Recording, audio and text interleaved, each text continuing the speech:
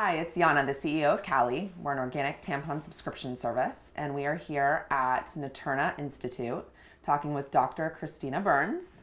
And we are going to be talking a little bit about the birth control pill and how it can affect your body. So, Dr. Burns, why don't you tell us a little bit about Naturna Institute first and what you're doing here and creating, because it's amazing. Sure. So Naturna Institute is a integrative wellness clinic. We use acupuncture, nutrition, herbal medicine, functional medicine, and we work with a lot of reproductive health doctors in New York City. So anybody from doing sort of OBGYN, regular kind of exams, to fertility work. So we're generally working with women throughout the reproductive cycle, starting with hormonal issues all the way through fertility, pregnancy, and postpartum. That's great. It's amazing. So I wanted to talk a little bit about the birth control pill and how it can affect your body. And, a lot of us, we get on the pill when we're really young and, doctors don't really tell you, what the ramifications of that are. So what do you think overall about the birth control pill? Well, I think a lot of things about the birth control pill. So my general overarching kind of opinion is that it's overprescribed.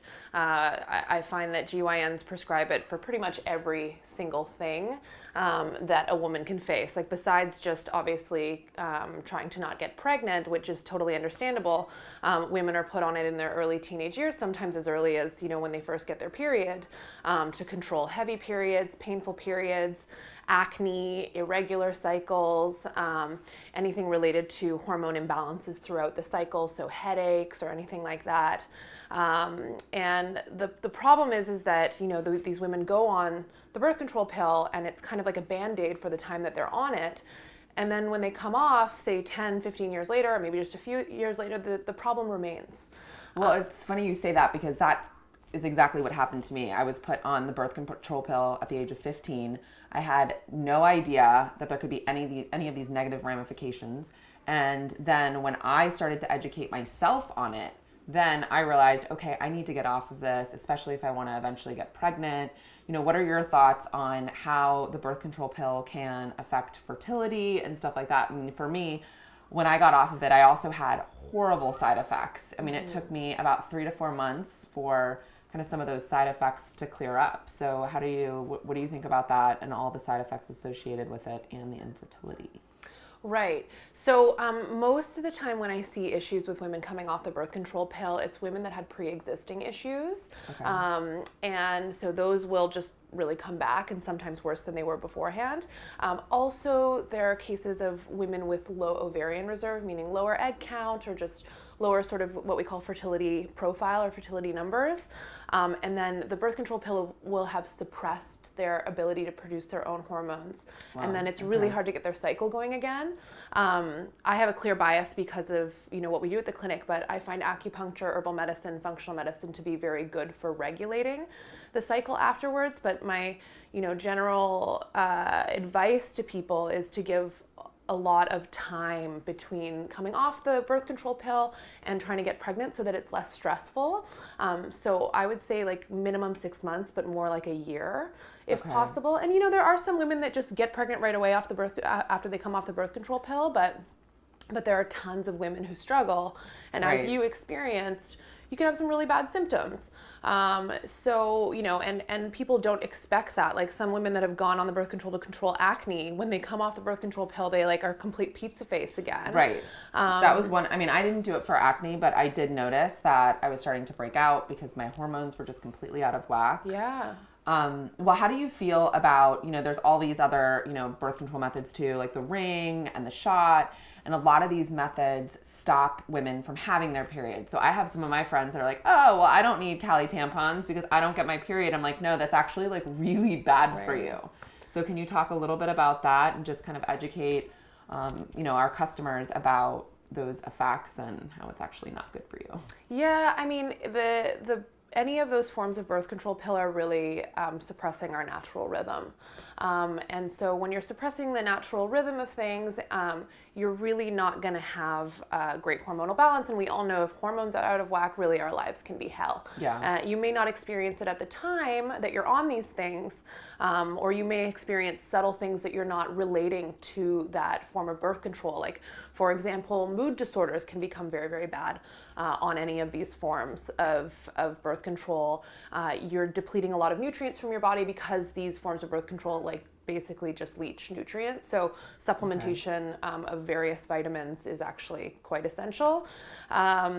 The menstruation is also what I believe to be a natural cleansing process for women. You know, we have a certain rhythm of the hormones throughout the cycle, and then we shed the lining, and then we start again. And you know, it is a lot about procreation and preparing for that later on in life if you decide to do that. But it's also just about maintaining a balance for females. Like, this is the way that we were created. So with all of these birth control methods going, you know, in today's society, what do you recommend for birth control, you know, to avoid getting pregnant? Well, my number one would be vasectomy. Because great.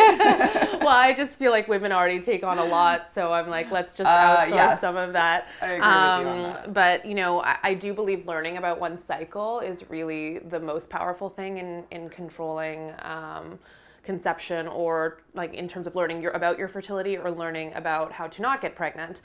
So something called the rhythm method, if you have regular cycles and are willing to learn about your cycles, this is the way to go.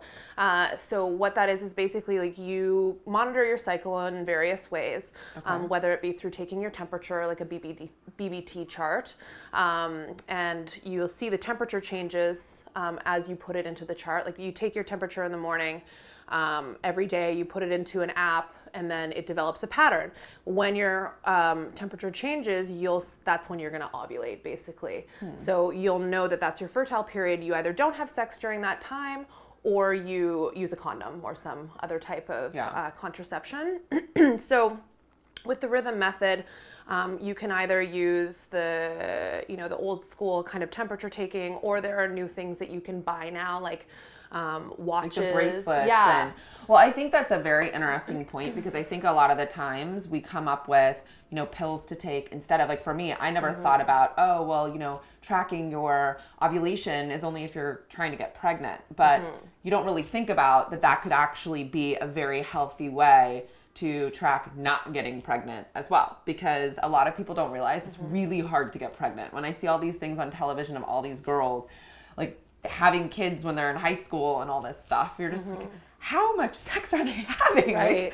Because it's not easy. No, it's amazing, because there's only really a smaller window for people to get pregnant. So it's like, if you have only, you know, maximum 6 to 7 days of fertility in your whole cycle, like, why be on a synthetic hormone for the entire rest of the time? Right. Especially one that might be causing you problems. Like, I have people that think they feel fine on their birth control pill, and that's okay. And then I have some that really are in hell from it. Like, they're gaining weight, they're feeling really moody, you know, they're just like not themselves. So but also some of us started taking it when we were 15, so you don't even know if you're really not yourself, because you've been that way for so long. Like, I didn't see the changes until I went off of it, and then you started to kind of figure all that out. Yeah, the awareness grows. I just, you know, really what it comes down to is that it makes it so that we don't have to learn about our bodies. And I really think that most empowerment comes through learning about your body in your own rhythm, and just really kind of taking your power back as a woman and knowing what to do accordingly. So, you know, I think that the birth control pill has its place. Don't get me wrong. I don't, you know, I totally, you know, think it's been a good thing for women. Right. But I just believe that we should explore other options at the same time too, and make sure that if we're going to take it, that we know what to do while we're on it in terms of what vitamins to take, and then when we want to come off it, we know how to come off it in a way that's not going to sort of send our systems into, you know, a crazy hormonal wreckage. Well, I agree with you. Well, thank you so much for taking the time to educate us about the birth control pill and other healthier methods for not getting pregnant. Thank you so much.